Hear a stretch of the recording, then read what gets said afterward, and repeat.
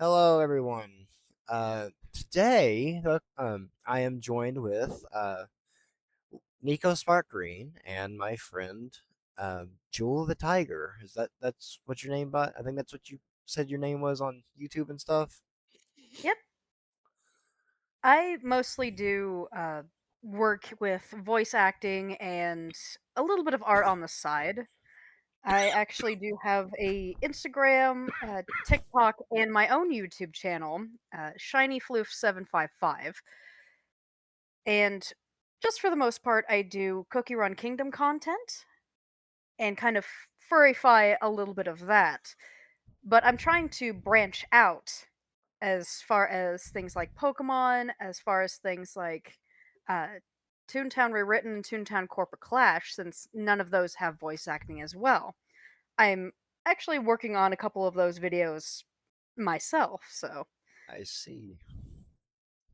Um, yeah. So I for one never really been able to do voice acting because my voice is kind of monotone. I can't really change my voice very well. It takes practice. Um. Okay, well, today we got like a few segments to talk about, such as your segment, and we have for me, I got like I thought we would do a little bit of D&D. If we have time, we'll do a little bit of D&D, and I thought for the first parts, or like not really first, like your segments first, but for at least for the middle part, I thought we could do like a little bit of Warhammer lore today because that's kind of what my whole channel was based on before it kind of fell through because I like as because me and you we've known each other long enough, like about my original YouTube situation, like how I used to write out scripts and then have the AI system read them because I did not have a microphone back then.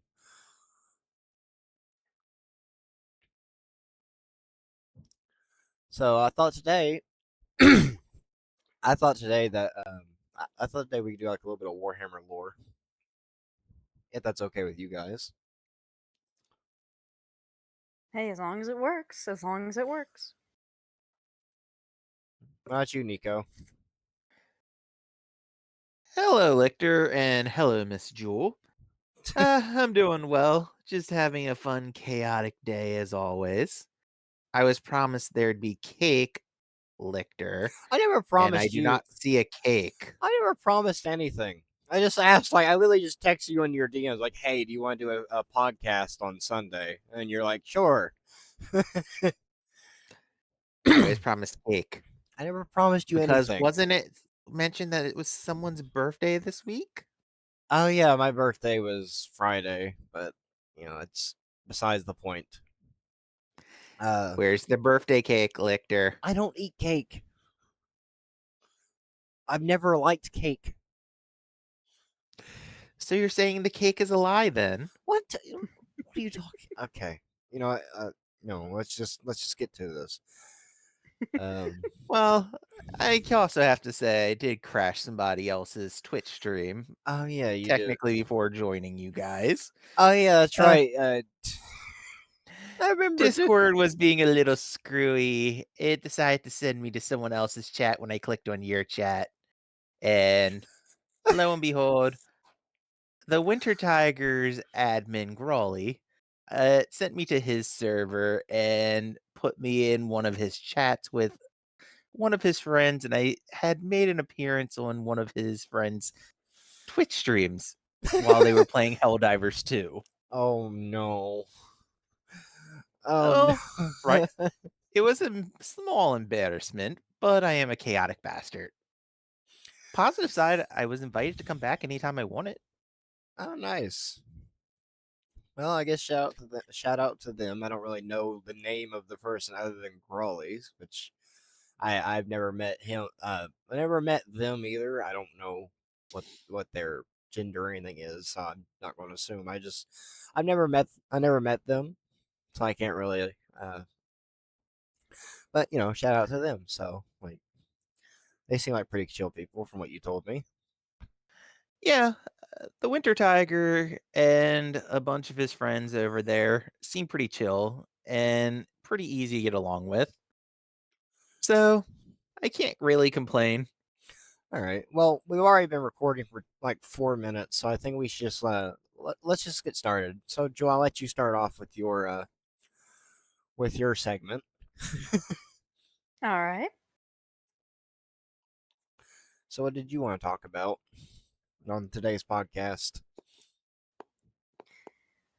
Well, since you had mentioned a lot of D&D, and I am actually a fellow DM myself, I'd honestly like to be talking a little bit about that first, if you don't mind. Yeah, that's fine. Well, I actually kind of got my start a little bit before the pandemic actually happened, ironically enough. And for the most part, I actually started off with little one shots and uh, little things just for some of my friends at the time.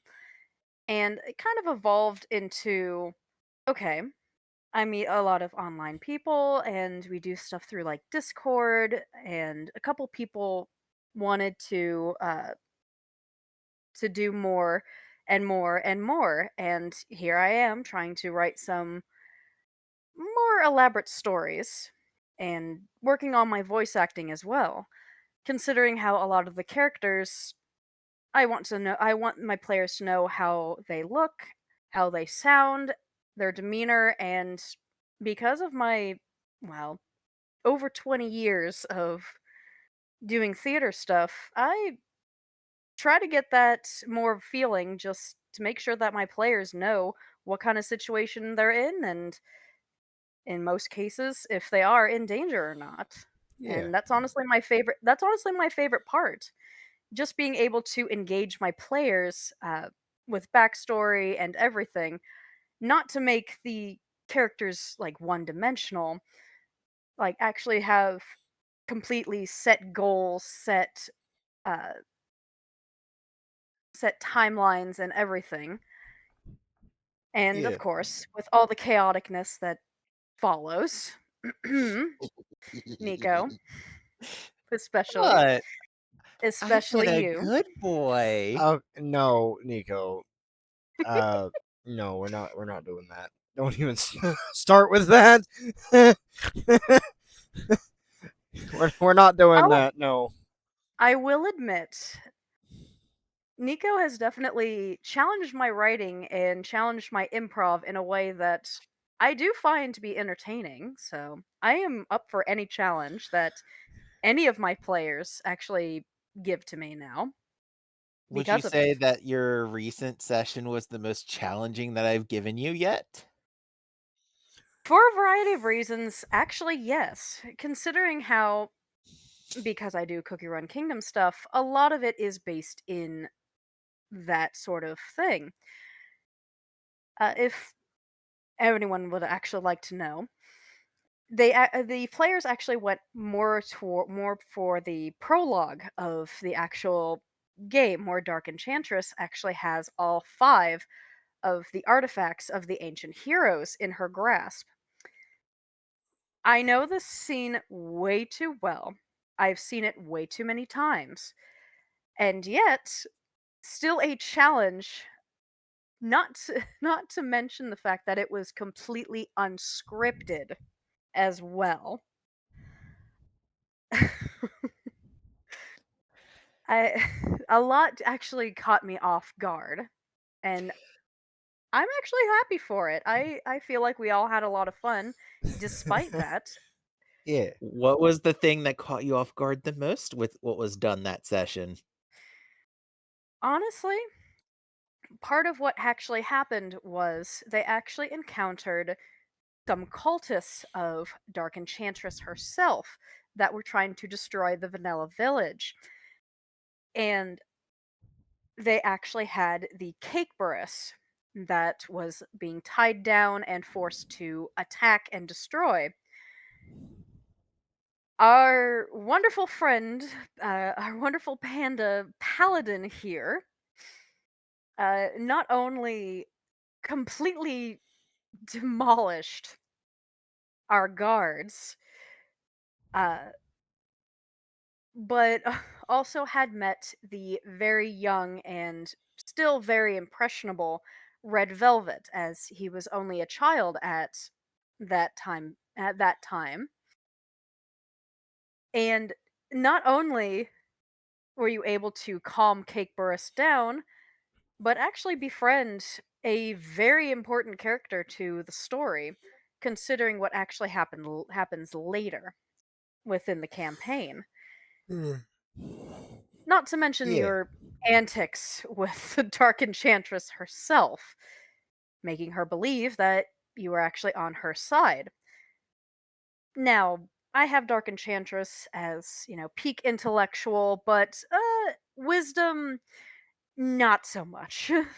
So that was exactly how he was able to swindle her into thinking that he was actually helping her instead of what he was actually doing, and double cr- double crossing his double cross to actually help out the party, which was actually a really nice gesture. I honestly didn't think it would work, but I figured why not give it a shot? My Pull favorite thing something to that wouldn't be actually expected. my favorite thing to actually do is, okay, if a player wants to, for example, ride a dire lion in the snow and paint it pink, I mean, I as mean, long as you make the correct rolls, I mean, you Dark literally. Cacao himself will Father like son. I mean, allow that. yeah. I Question. mean, y- you're pretty. Oh, you You're you pretty mean late. the episode where we did a callback to something that his son did? Our son Exactly. from the future had done? Yeah. Well. Only his son did a bull riding contest on a displacer beast in the middle Okay. of a Listen. Leave coliseum. my campaign out of it. Okay. We're not. Your campaign is connected to Jules' I'm campaign, so aware I that we. can kinda use this as a reference, No, thank you I'm very aware. much. Okay. So now we got to mention this for the viewers though, because they probably don't understand. You see. So me and my friend, Jewel here, have actually we work together as DMs, and our campaign we have both have separate campaigns that are connected, like their storylines are connected. They basically, the Eye of the Storm follows the birth of a new deity, and or a new like evil demonic based deity who is trying to destroy the world, and then the party has to stop him. While her campaign follows, if I remember correctly, it's basically there's another type of deity trying to destroy the world, but the one from my campaign is bound to the party and is there has to basically help the party stop the uh destruction of the world or the realms. Ironically enough, the villain of my campaign is actually a pretty old adversary of his own character and part of his campaign, even in a small way. Dark Enchantress herself. The Void Elf who pretty much had her entire race wiped out. And which, now that I'm actually going through with the updates within the Cookie Run Kingdom game, there's been quite a bit of parallels. Granted, I have no affiliation with Dev Sisters. I am legally bound to say that. But I do like to use their characters. I am not going to publish anything like this. I am not going to do anything outside of just having fun and putting a game that I love into another game that I love. That's mostly my goal. So Yeah, please don't sue. yeah. She doesn't do anything. She's not making any profit. This is just something we that she does within our friend group, and that's pretty much it. Um, Me myself, I don't really even know anything about Cookie Run Kingdom. I've never played the game. I'm not really a big fan of gotcha games. But I will say this: there's like from what she's told me and from what she showed me from the game, there's only like one character I actually like, and it's just simply for the fact that it's a kitsune, which is probably Manju Cookie. I don't Manju, yes. Manju. Okay, I didn't know how to pronounce that. Um, he's probably my favorite character. Even though I never played the game, I just Kitsune. Like my whole character, like my actual my persona character is basically is a Kitsune. He's a three-tailed Kitsune. I'm a fan of foxes. I just like foxes. Like they've been my favorite animal since I was like 5 years old. And I will admit, I don't really know too much about the Cookie Run Kingdom. I've seen a few videos here and there that Jewel has shown me. But I will say, the character that interests me is Shadow Milk. I love his chaos energy. Oh boy. I um, honestly do think that you would like Timekeeper Cookie, just because a lot of Nico's own abilities actually wraps around with time manipulation. And the fact that right here they right here the players are actually going from the present, quote unquote, to the past that was already uh, stilted in a way by Shadow Milk and, spoilers, Dark Enchantress herself, makes perfect sense why Timekeeper and Nico's character would get along. I actually might put her in, since Timekeeper actually comes to Kingdom in May. neat. Um, Sounds like fun. the only thing I really know much about other than D&D is Warhammer 40K. Mostly because I've been playing that since I was 12 years old, and I really enjoy it. Also, that's like one way to do what is it called again? A Segue. segue, yeah. So let's do a little bit in the Warhammer. Let's dip a little bit into that today, because like I've Sure. been wanting to talk about that for a while, since I'm kind of like on that, like how we are. We get a little hyper fixated lately, and I've been going, and since the new Emperor's Children have been a thing for most of 10th edition now. My old army that I used to play is no longer really playable, because I played Emperor's Children from the age of 12 till 10th edition. So basically, what was it? I think 6th or 7th, all the way up to 10th edition. But when 10th edition came out, they got the new armies, so that means my old one, since they have their own actual army now, the old one is kind of redundant and unusable. At least in tournaments, which is usually what I do. So I'm actually going to probably switch factions to explore a little bit of more of it, because I used to run Space Marines.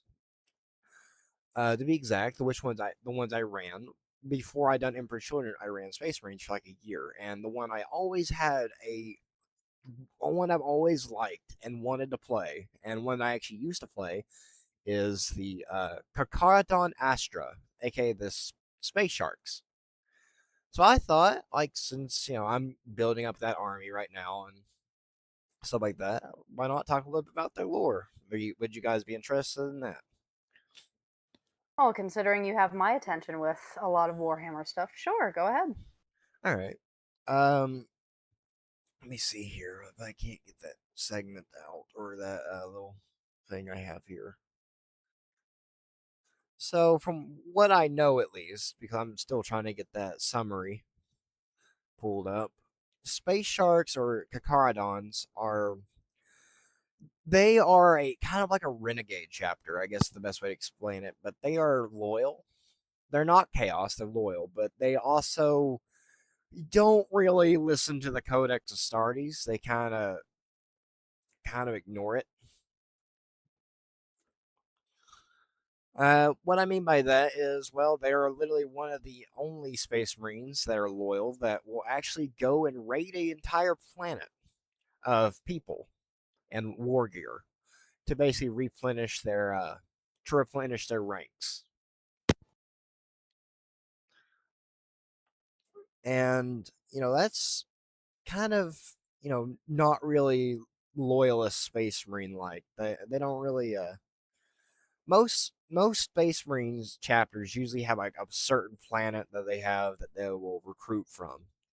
not the space sharks. They tend to do what is called a red tithe, which is usually when they go and like once they lose a certain amount of people, they'll just go find a planet and then touch down.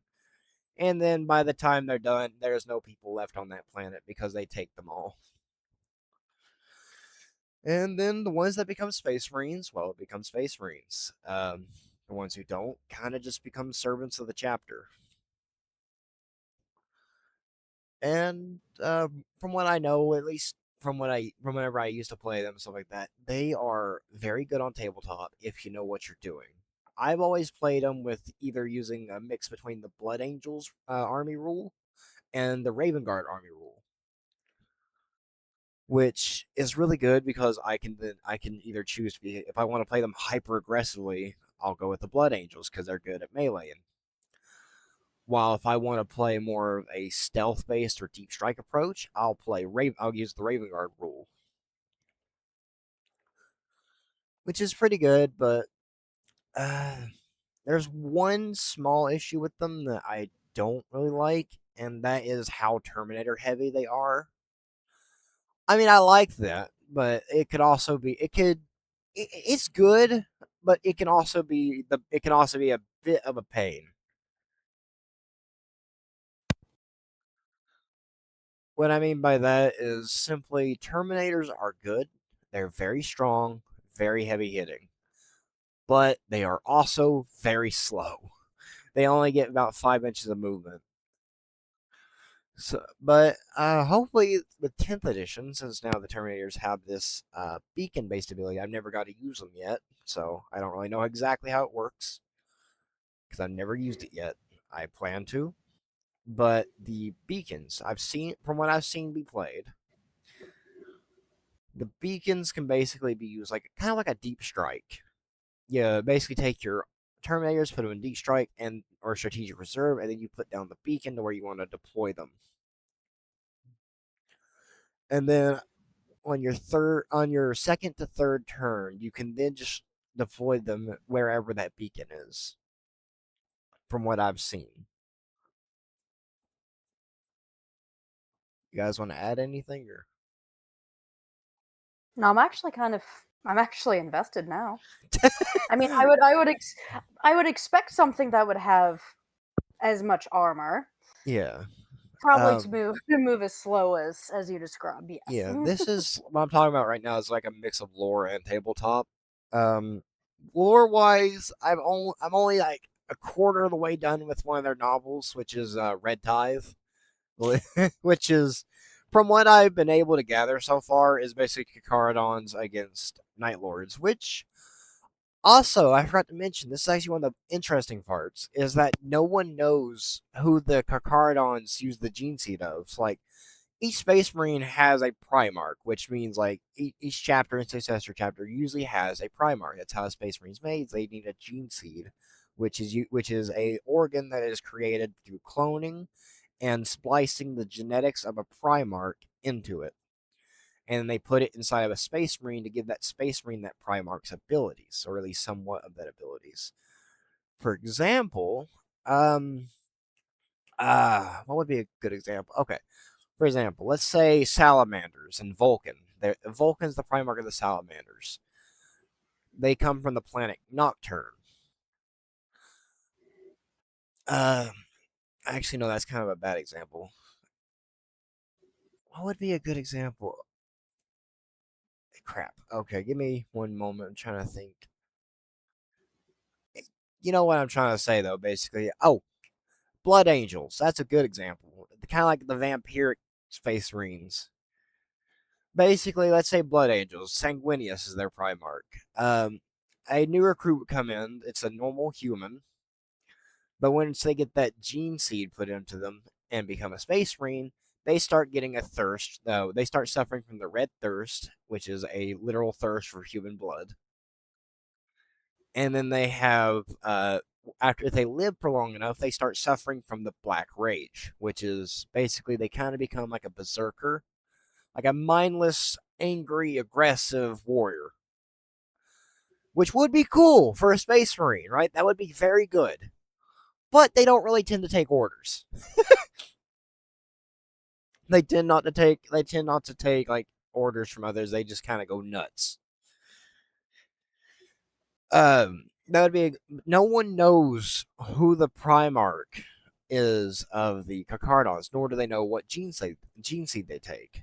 But my personal theory on how they fight, it is thought that it would be the Raven Guard and Corvus Corex as their Primarch because of how they fight. Is they tend to basically be stealth until they go in for the attack. But my guess is there's another, since there is like the night not okay. The Raven Guard is not the only ones that are stealthy. I think, similar to how the Blood Ravens is thought to actually carry Magnus's gene seed instead of Sanguinius's, I think the Primarch of the Carcharodons is, since they were found in the 21st Cursed Founding, I think that what happened is they decided to use Night Lord's gene seed due to how they fight, because they love to go into melee and they love to be as brutal as possible. The Night Lords were the same way. They would be sneaky, and then like they would invade a world, go stealthy, stuff like that. But the way that they would fight would be so brutal, because not only would they, just go into a fight and then kill people. Not only would they like kill their enemies, they'd also skin them and then wear their skin. It's terror tactics. The Goodness. Kakaradons do something similar. They're not doing it to that degree, but if you look at their chapter master, who is known as Tybros the Red Wake, and look at his war gear, he literally has two chain fists, which is basically in the palm of his hands of his armor, are two blades of a chainsword on each palm. And then he also has what do they call it again? Lightning claws, which are literal blades on top of his fist that have, they're basically power swords, basically, but they're in the shape of claws. So my thing is, like, they do a lot of melee, and by the time they're done with melee, they're always covered in blood. And they use that as a terror tactic. They also use their ferocity to literally scare their enemies. My personal belief is that they use Night Lord's gene seed.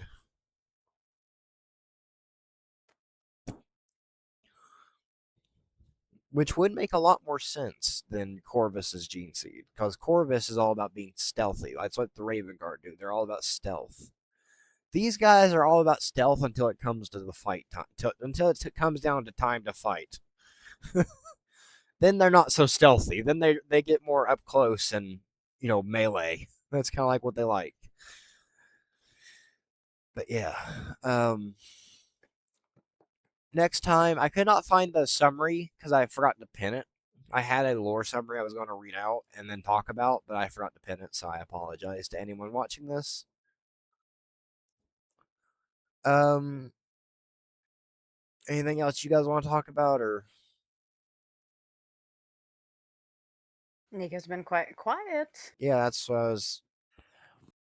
I'm sorry. Since I didn't get my cake and I was told it was a lie, Okay. and I have a That dog that was- is bulldozing into my room at the There moment. was no cake, but okay.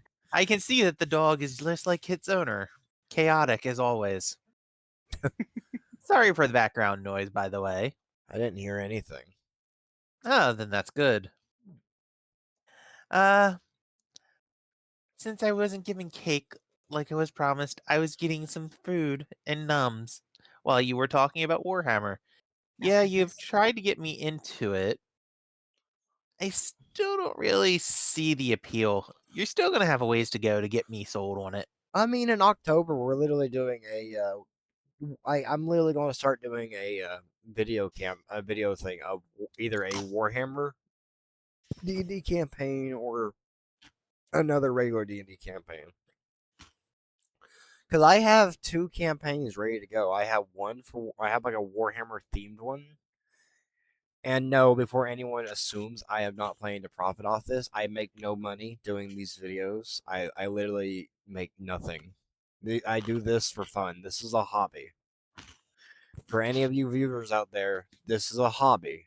I've never done this to profit. Even back when I used to do the AI videos, or the AI, I wrote the scripts, but I let the AI read it because I didn't have a mic. This was simply just a hobby. This was never to make money. It's just a hobby. That's all I do this for. In the future, I don't really plan to profit off this. I plan to just do this for fun. I like being a creator. And I am very thankful for those who actually watch these videos. I do like that. I mean, hey, if you made it to 30 minutes into this video, which is what we're at right now, Oh thank you. goodness. Last one I posted, people only got into it to like 5 minutes at most. So And you still blame me for that. no, I don't blame you. I blame that one thing you were talking about, but we're not going to talk about that. Again, I am chaotic. Well, What we're do not you going to talk expect about from that. me?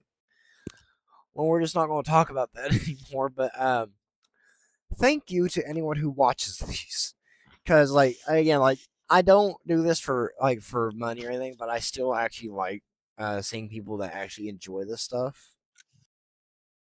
Because it just shows that I didn't do this for nothing. Because I'm just doing this for fun. This is fun for me to do. I like hanging out with my friends. But again, I also like being an entertainer. That's kind of the entire point of these. But starting in Huh, it October, does exist. I think we just start doing some announcements. You guys want to start doing the announcements?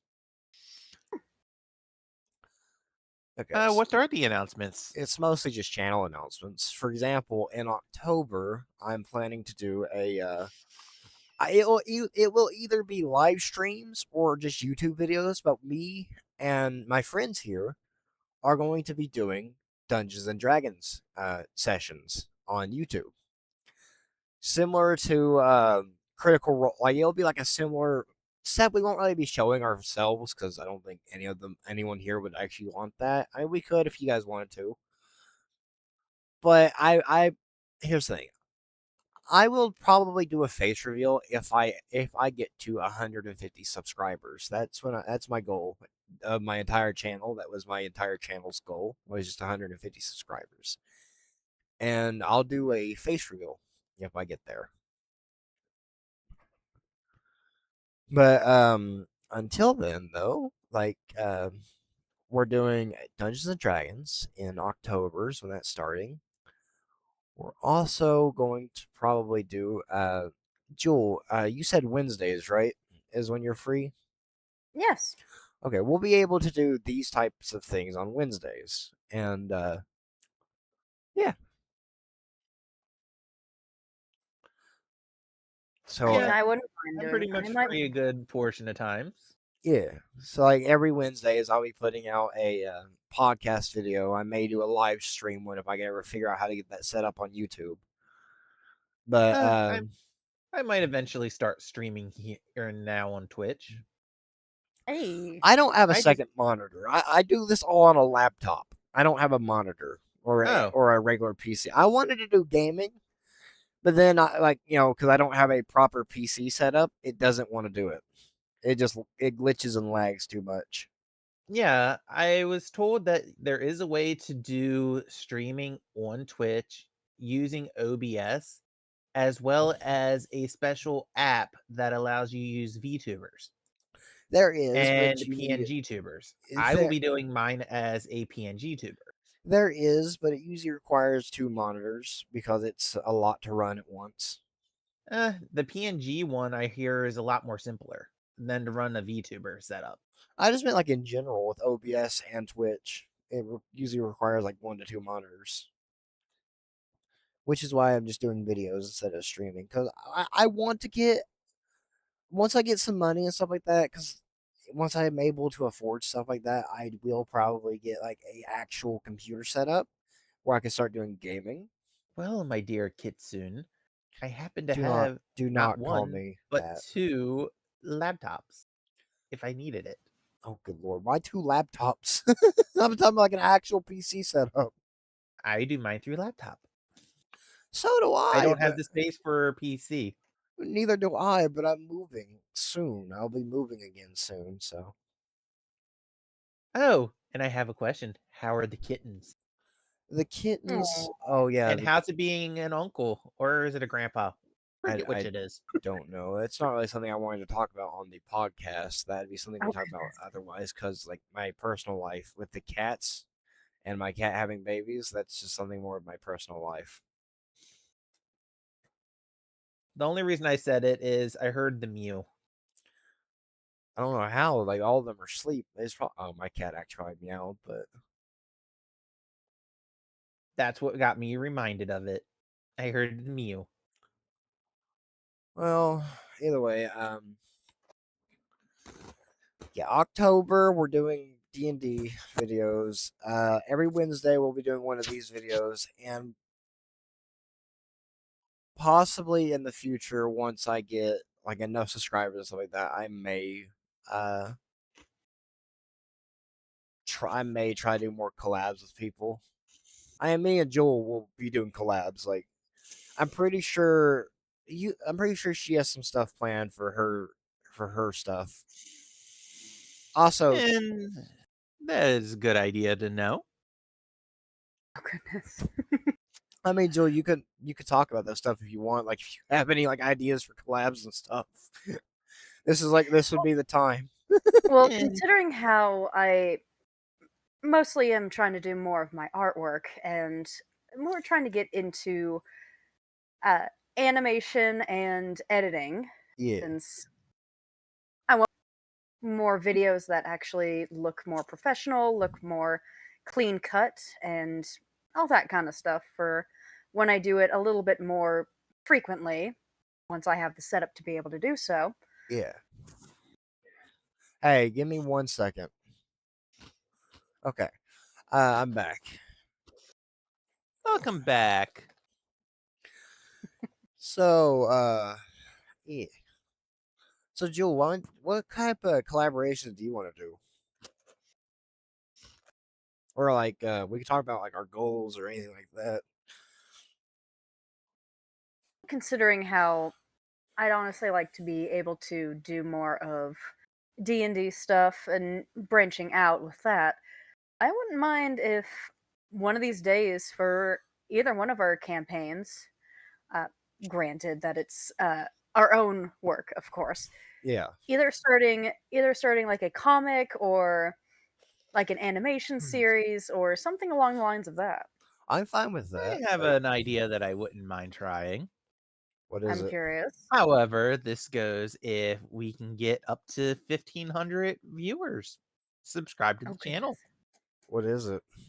that would be a If we miracle. get 1,500 subscribers to Lictor's channel, we will actually start voice acting some of our characters and do our own skits for you guys. One of us already does that. This this means that they get to have all of us doing it, Lictor. This includes you. I mean, listen. I already had me and Joe already had some stuff planned already, so like that's not really a goal. Plus, my only goal. That's kind of a weird like goal system because again, 150, I reveal my face, while the other one I start doing collaborations. That just doesn't make sense. Can you No, turn the heat on? Really? Ah, ah, cat, go get down. you're yelling at the kitty. I'm not even yelling at her. She Meow, jumped meow, up meow, on. She meow. tried to jump up on my computer. It's warm. It is winter after all. It's warm in the. It's warm over there in the corner of the room too, where her kittens are laying. There's an air vent there. It's like she's fine. It's just So I take it this is going to be edited out. no, because I'm doing it unedited or well, mostly unedited. Some stuff will be edited out. Some stuff won't be. But trying to do as little editing as possible because I hate editing. Honestly, there is one thing in the future if I ever do get like start making money off this stuff. I it's not my goal, but if I ever do, I will probably hire an editor because I hate editing. It is the one part of being like a content creator that I actually hate. I hated it when I did the AI stuff. I hate it now. That's a fair point. Because like it's tedious. I could be spending time, working on a Dungeons and Dragons campaign, or even painting Warhammer models, or doing something else with my life. But instead, like being put at behind a computer for 5 hours, just editing one video that's only going to be like 20 minutes long is annoying. Because I haven't done any videos that are that long. But yeah, editing does take a bit, depending on what kind of video you're actually doing. So yes. There was one video I done, if I remember correctly. Let me go to my channel because I never deleted the videos. I just have them privated because like I got a lot of hate for them because AI and stuff like that. Right. Even though I wrote the scripts, the only AI part it had on it was pretty much just using the. I used InVideo AI. Basically, all I would use is I would go to Google Docs, write what I wanted it to say, copy and paste it to the thing, and then it would generate a video with the script I have as it reads it out. And then all I did was I edited out the stupid parts that it would usually screw up on. And then I would, fix that manually.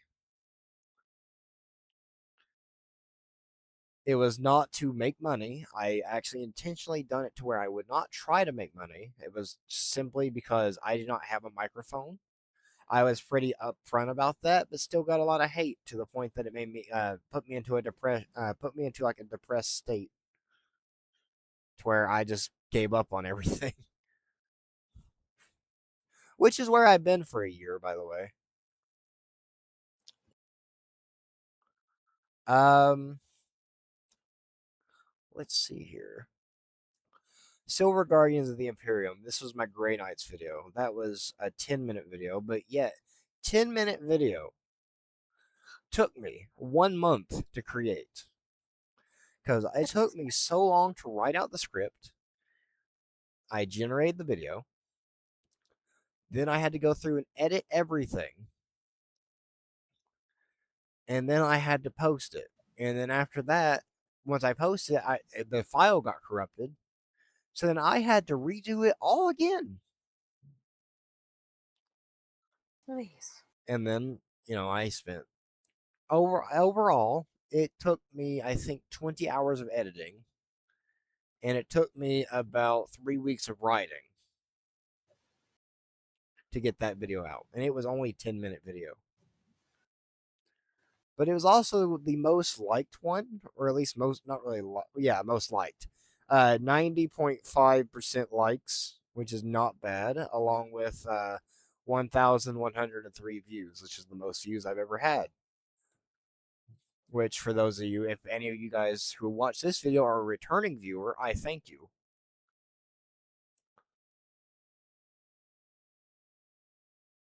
Because that actually made my day whenever I posted that. Because, I like I just do this stuff for fun. This is not really anything to make money. I cannot stress that enough. This is for fun. This is a hobby. I honestly, with a lot of the stuff, like there's some stuff I do understand when it comes to the hate towards AI, such as like people that are using it to try to sell art, for example. That's one of the ones that grind my gears.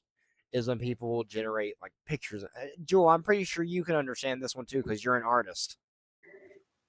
I do. You're a digital And artist.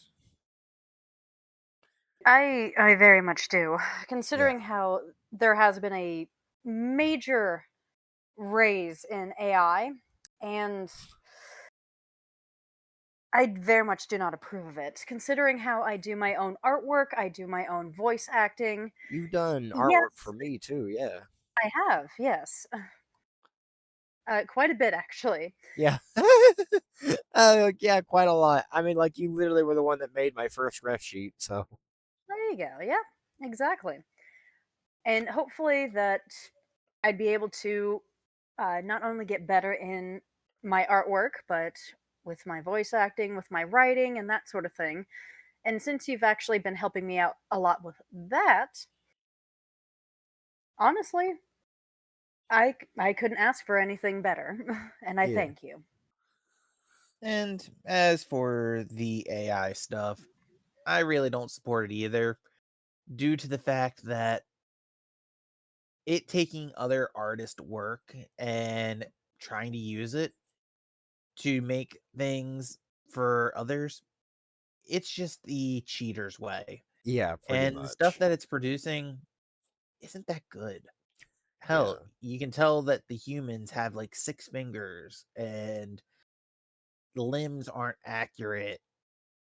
And speaking from experience, who's had his character literally stolen after his first design update Goodness had gracious. happened. Oh yeah, I never told you guys about that. Back in 2014, when my character Nico was first created, he was originally a green panda. I was called by my ex at the time that I was dating, saying that my character was just a generic green panda. There was nothing special about him. So I went and did a complete overhaul of my character and decide how can I make him unique. I decided to make him a hybrid and cross my panda with a saber-toothed tiger. And I ended up giving my character saber fangs and some claws to upgrade him. And I liked how he turned out. He also got a tribal mark to represent his abilities that he gains. Well, literally right after the first art of him being created as a saber-toothed panda came out, I found out he was literally stolen by a teenager and was used for about 2 years as their avatar on a social media site to roleplay. I don't know what he was used as for RPs and everything, but the person claimed that it was their character, and they approached me literally 3 years ago and apologized for doing it. And they actually gave me the art that artist had done for them of my character Yeah. and said they regretted doing it. I do respect them for coming forth for that and apologizing. And I know most people wouldn't have been willing to let them get off with it.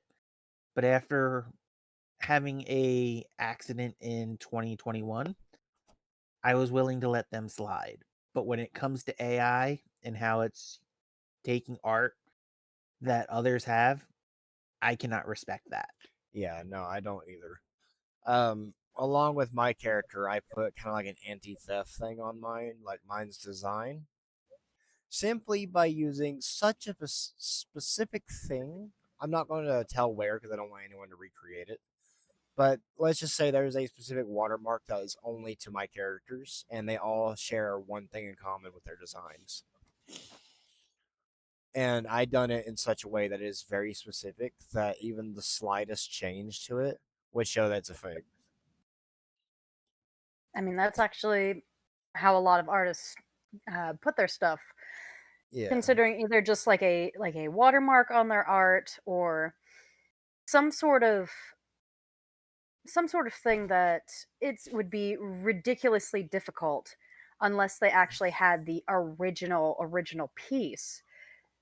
Oh, They yeah, couldn't get rid of it. that's another thing. I also have the original pieces. I have them all in both digital files on a USB, and I also have them all as prints in a folder or in a binder. I mean, they're all I have them all as laminated prints in a binder and on a USB. That way, because I have a thing of backing up my backups. So if I ever lost them online or my files ever got corrupted, I have them in person too. So that way, none of my art ever gets lost, or like none of the arts I ever get commissions are ever lost, unless it's like an animation, which then I cannot really put on anything.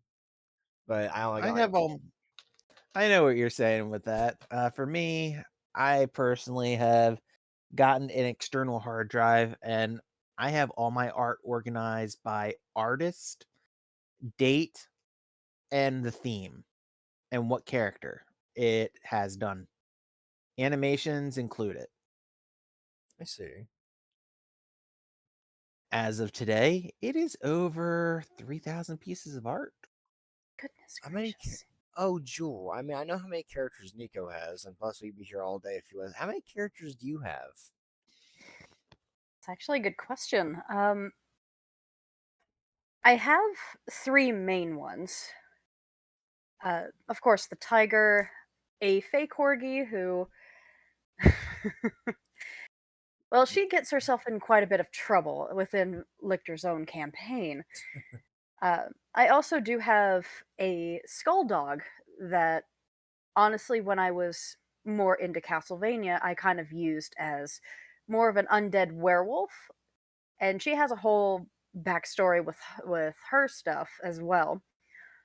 I do have a fourth that I can think of off the top of my head, and she's actually a werebear.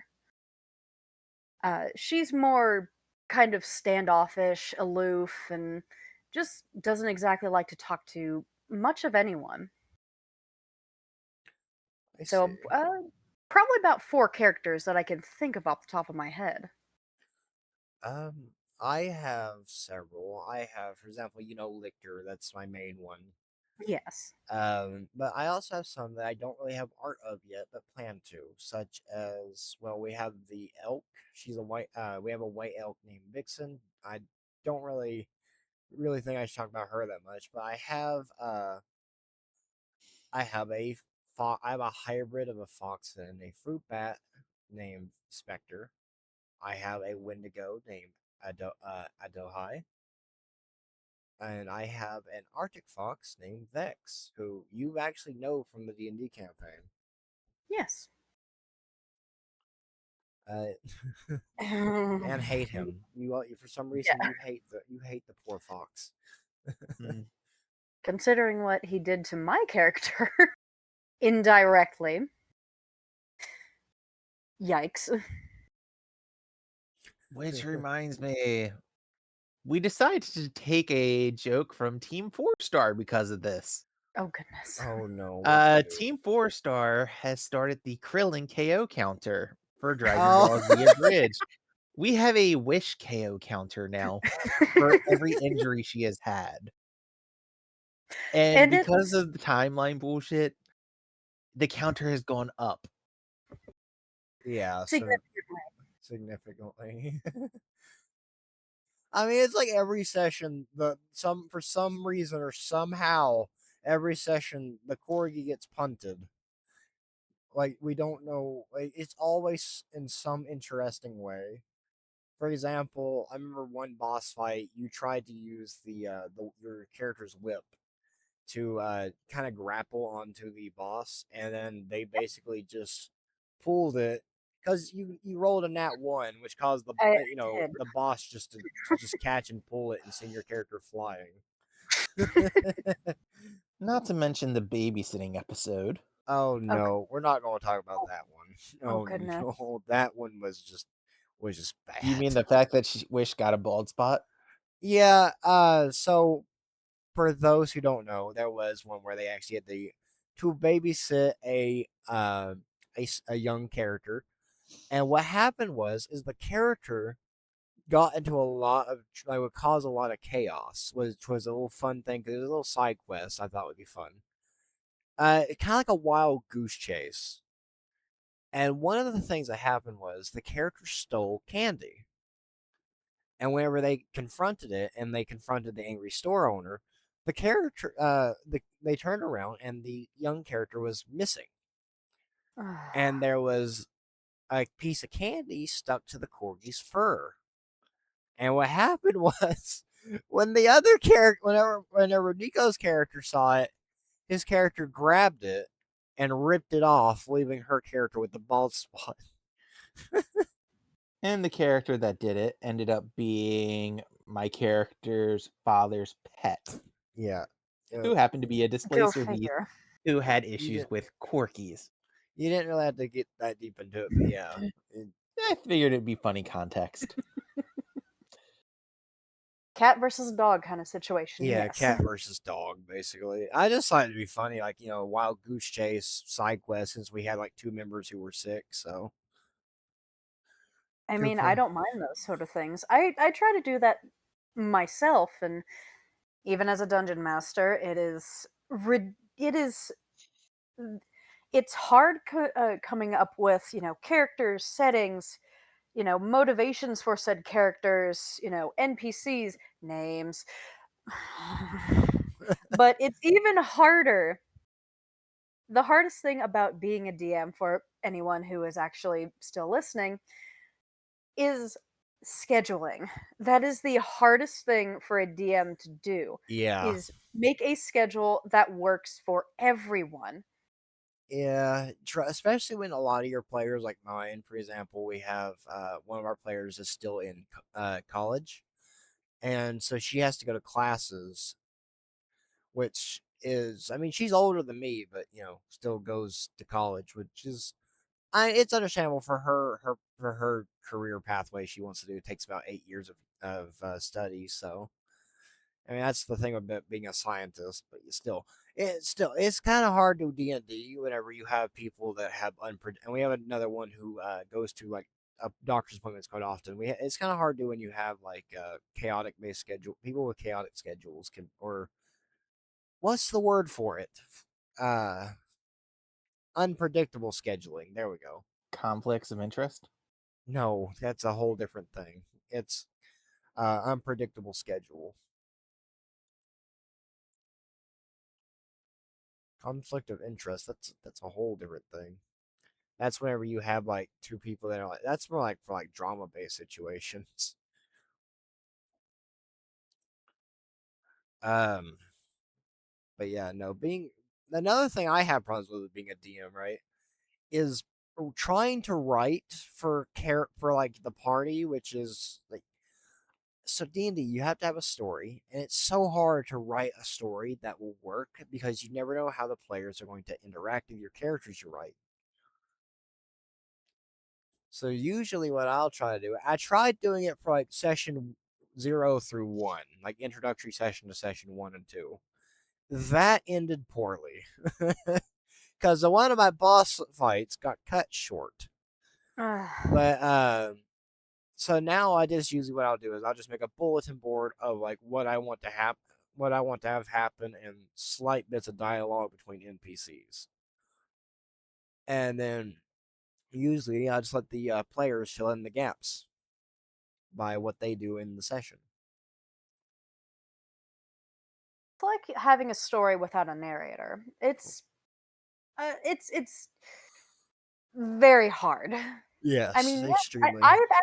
I've actually seen a couple systems where the players and the narrator are kind of one and the same, but it would take some getting used to. Uh, besides the fact of things like D&D, Pathfinder, Vampire the Masquerade, uh, and a few other systems, they actually need, your storyteller, your narrator, your world, your characters, everything to actually function. Yeah. And that's why a DM's role is both extremely important, but also nerve wracking, I'll admit. And I'll definitely agree I haven't made things easy on you fully. I do No, like no, the you challenge. haven't. Your session 0 was definitely fun. Oh, goodness. How Wasn't many for me. NPCs did how What? many NPCs did I recruit in just session 0? I No, think, if I remember, three. no. You went about Let's session. see. There was the innkeeper, the boss that you had planned, who I managed to beat up before he was even a boss.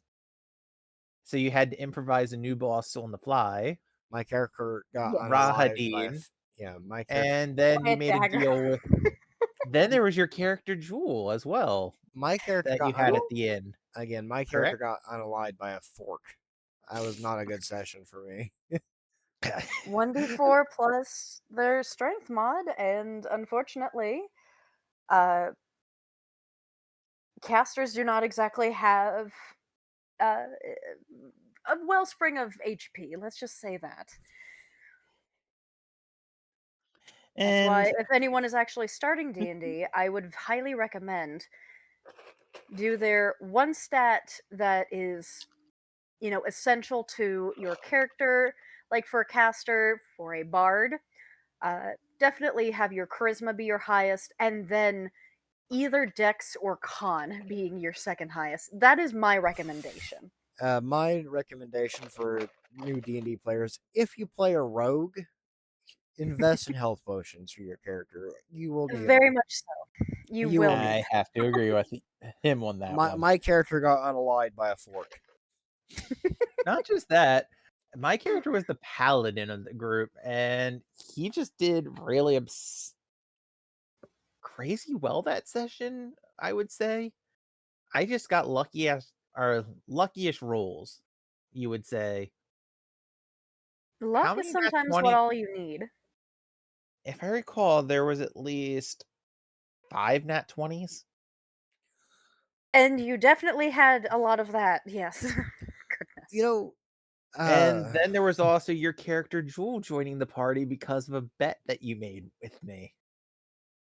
Yeah, I You mean, said, but quote, she was most that likely going to be helping you anyhow.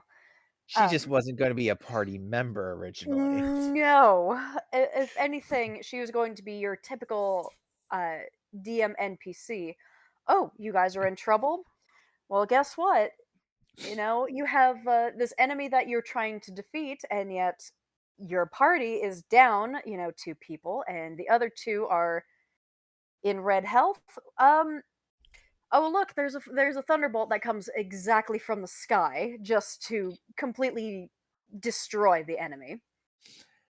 Would we like to give more information on what the bet between player and DM was at that time? Oh goodness. It's been so long since I've forgotten. It's fair. So that session 0, because of all the net 1 BS my character was pulling off, the DM made a deal with me. If I could somehow beat her character in an arm wrestling contest, or I rolled a nat 20, her character or she would give me a special magic item that I really wanted early in the game. As a counter, I also threw in, if I win against your character with an arm wrestling contest, your character has to join the party. Ah, yes. For those who obviously don't know, Jewel, she is the Herald of Thor, so she actually has a homebrewed version of the belt of Storm Giant strength. Instead of just giving you 29, it gives that perfect 30, although it has to be activated. Her actual strength, without any magical items, is still 20, which is pretty high considering all that. Not yeah. to mention, she is a Leonin, a kind of a sub race of Leonin called a Tigra. And instead of two claw attacks, she actually has a 1d6 and then later on 1d10 secondary melee bite attack that she can unleash. Yeah. We've been And the recording for character Nico that I was playing or that I'm playing is a bearfolk paladin with a small aspect to dragonborn artificial where he can turn into a dragon. I claimed I was in bear form at the time of the arm wrestling. So, So I declared bear strength. My character had a natural 20 in his strength stat. So I not only rolled a nat 20, but I had a 5 modifier. That ended up making the roll a 50, my which shot which over was more Jewel's than strength, enough. yeah. My which got me a double whammy. yeah. Pretty My much. my character's pretty The only reason my character's even in the campaign is because it's story driven. Like he's a story based character. Very story driven. Yes, because like I said, like we said earlier, our campaigns are like the storylines are connected. And there's a character from my campaign who's the main villain who becomes one of the heroes in her campaign. And the reason why he's a villain is because he's a demonic deity. Basically, he's a Petulant deity. child. No, he's an adult. He's He do not. acts like a petulant child. Well, yeah, he acts like one, but I mean, he's like literally just a. He's belligerent and like he's cocky and belligerent. But that's supposed to be the entire point of his character. He's just cocky and belligerent. Basically, he's just an ass in general. He does not like anyone, and he really hates being weaker than others. But the fun part is he's a deity. Now, through the first bit of the campaign in Jules' campaign, and in my campaign, he has a second form. He has his regular mortal form, which is what he normally takes. Then he has another form that we call the form of the mantle of the destroyer, because he's the destruction deity, where he technically has the same abilities as Tiamat, because he's draconic. But the only difference is that in my campaign, the final boss fight with this character is much stronger because with him, and he will take the final form of him, which is since he is basically like his realm is Shadowfell, which is an actual realm in D&D, and his entire domain is that of shadow dragons. His actual form of his true form is that of a form of like that's basically the copy of Tiamat, but as like a shadow. It's like a shadow Tiamat, basically. So basically, on top of what damage she can normally do, he also does the exact copy with necrotic damage, which means that this character does. Let me see here. Like, let's say he does Quite a bit fire of breath. damage. Yeah, for example, fire breath that does 91 damage per Tiamat. He will do 91 damage of fire breath. Now, this is for my campaign. And then he'll do 91 damage of necrotic on top of that. So that's 182 damage in total, which is a one shot. So For most characters that don't have no, yeah, they don't. resistance to anything. Yeah. So, but by the time they fight him, they'll have not only do they have NPCs in the party that help them, they Which is nice. also have they also have like their own magic items, something that help make his damage a bit weaker towards them. Obviously, I'm not just going to have my party just get wiped out. That's not how I do D&D. Warhammer, on the other hand, that's a different That's going to story. be a whole different beast.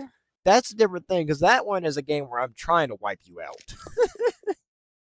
Oh, there is a Well, module that I definitely want to show you, and it is an official module, that but it was more of a play test that may with have to wave after wave happen. of enemies.